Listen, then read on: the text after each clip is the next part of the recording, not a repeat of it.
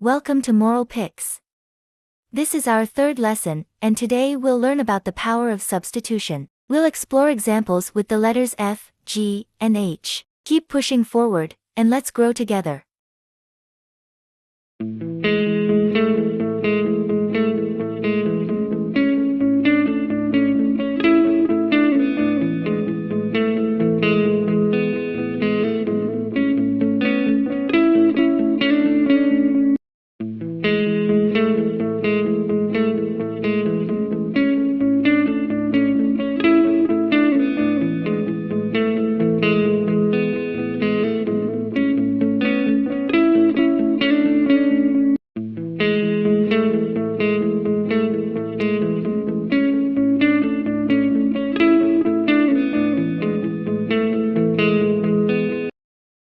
I hope you learned something new and exciting today. Remember, building your vocabulary is a step toward sharpening your communication skills and boosting your confidence.